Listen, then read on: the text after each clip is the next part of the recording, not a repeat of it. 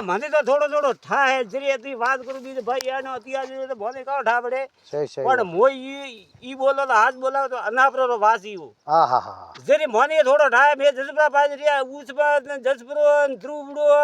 એ ફોજી ભેળા ઈડાય હા હા જદી મોય ગા સારતો તો હા હા જો એને વાતાવરણ થોડી બે હોબળી ઓડી હતી